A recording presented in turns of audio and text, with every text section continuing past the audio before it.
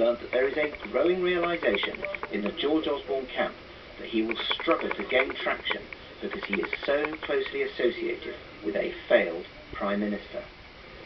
Shares in the Energy and Climate Change Secretary Amber Rudd are one of the few things that are performing well at the moment, but her allies know that it will be a tall order to beat Johnson, whose campaigning was seen to have added 2% to the Brexit numbers in the referendum.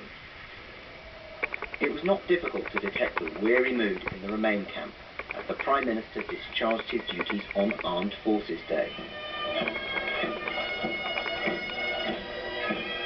Some on his side who lament the political forces which ejected him from office say the next leader must be a healer.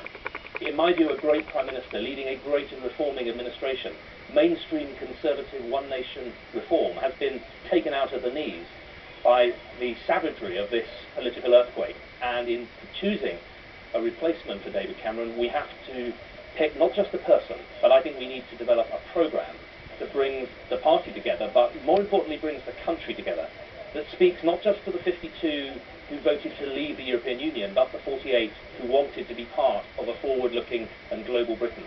It's your fault, Jeremy! It's your fault! It's your fault! When are you resigning? It's your fault! It's your fault! Labour is facing its own bout of soul-searching after Jeremy Corbyn's underpowered performance in the referendum campaign. A rather different reception awaited Labour's most senior elected official at the Pride rally, as he said that London should fight hard to maintain core aspects of Britain's EU relationship. What's clear from the results on Thursday was London was the only region in England to vote to remain in the EU, overwhelmingly so. It's also clear to me that London is a powerhouse for our country.